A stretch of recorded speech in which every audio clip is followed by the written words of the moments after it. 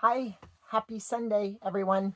I am excited to be back and to be on track with these and continue with the story of what happened. There was a lot I wanted to share um, that was about my journey of living in a trailer.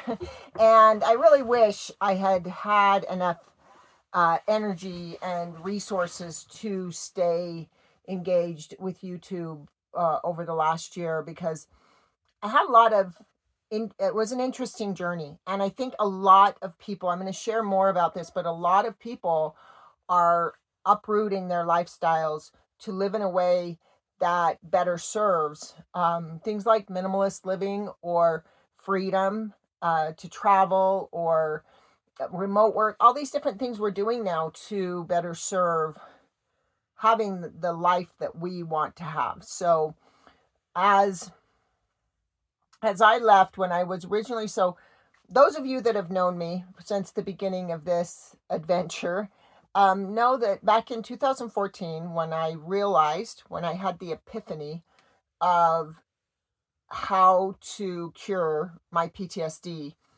I, over the course of the 2 years, I was with an organization that was part of that journey, but part of that journey in the fact that I taught some of my first personal classes there.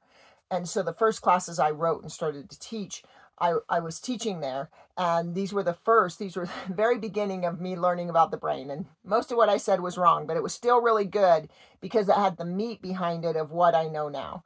And I had a lot to learn in neuroscience, and I had a lot to conceptualize and pull together and then validate. But now, looking back when I did that, so in 2016 is when I left the job I had at that organization and launched out on my own. And the goal was to create a retreat resort. And so what this would be is, instead of when a person needed a retreat or they needed help with a physical illness or a mental illness or something, that there was a place that they could go and stay, whether it's for a week, I just need a week retreat to regain my clarity, or I'm going to need to be there for a couple years to overcome something that might be more critical or advanced. I wanted to make it that people could do that on their schedule, right? I love retreats. I love them just because of the mental breakaway. And when you go to a retreat and study someone else's work, it's again firing that prefrontal cortex because it's learning, but on the other side of it, it's gives us a break from having to figure things out ourselves. Everything's laid out in a row. There's an agenda. Everything's clear, and so the mind really does get this reprieve. And I've always loved that. I also love meeting new people and socializing and doing it in a learning environment. There's just they're just such positive environments. So I thought, well, what if I could create something where people didn't have to try and schedule their life around when the retreat is happening? What if I created a space where people could take the retreat when they needed it? And so that was the idea of the self-care sanctuary. If anybody newer and wonders why, that's my email address. It's because that was the original idea, and it did evolve into something different with IEP. I mean, the Inspired Evolution Project was root to it, the program we were going to use within the sanctuary the whole time. But IEP kind of took over, and the sanctuary took a back seat. And this moving into a tiny home was me thinking of opening that door again. I was going to buy enough land that I could put maybe like 10 or 15 tiny homes, and people could come and rent those while doing the work. If you've ever been to Moon Lake in Utah, it's near Duchesne, you'll know what I mean by what I'm wanting to create. The cabins that they have there, I think, are just really wonderful. I want a little more space in between and kind of little garden areas, but if I could buy that place, I would in a heartbeat to facilitate this. I know they were selling it at one point, but I heard it was purchased. But anyway, my goal was I was starting to think about that. As I started to think about tiny living, I thought this would be great because I'm doing so much remotely. But people who need more than the remote work, this would give us an opportunity.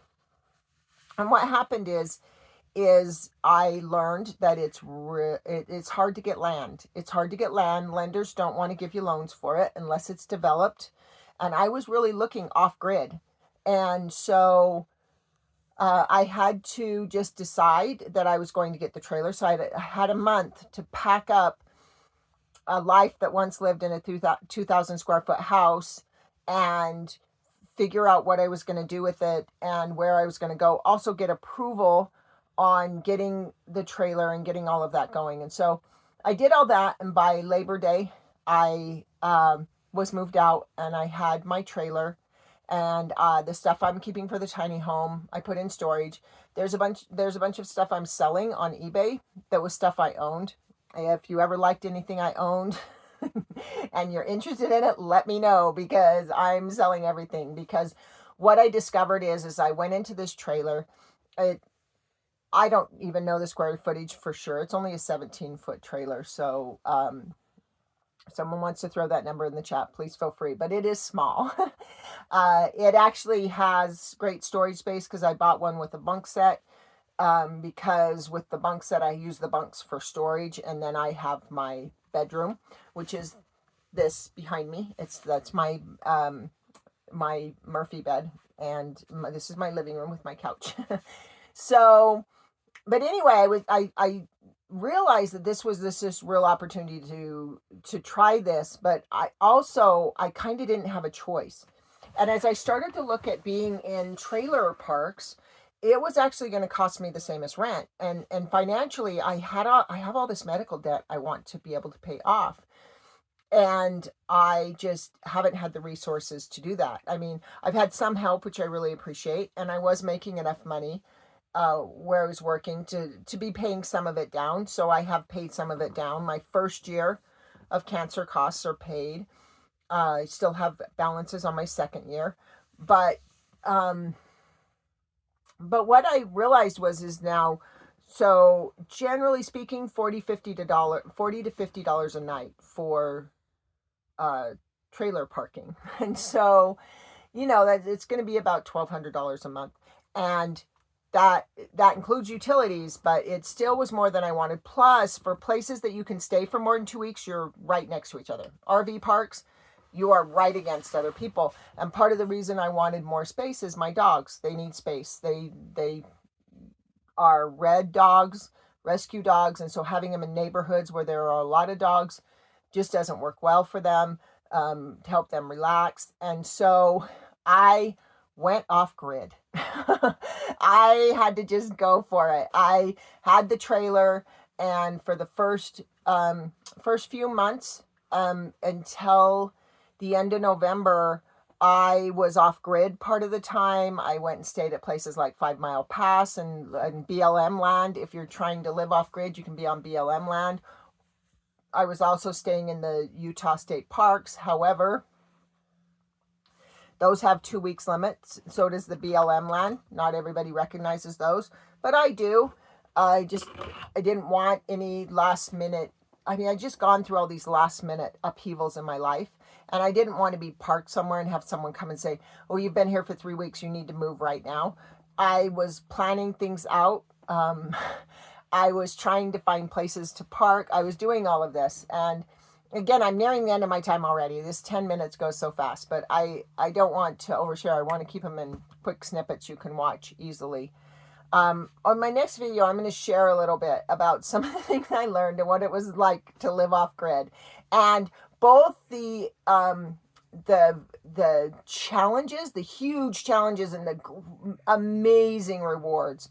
It was just such a beautiful journey. And this is this part I'm saddest about, is that I didn't get to share this part of the journey with you, because the breakthrough and being able to live this way was me finally coming back to a part of myself I didn't even know it was a way of life I didn't know I needed until I was in it and learned it. So next Sunday, I'm going to share more about the journey, what it was like, all the little trailer experiences and living off grid, a learning curve. And then I will talk about what I did next and where I'm going with that. So I want to thank everyone. It's great checking in again. I missed you all. Have a great night.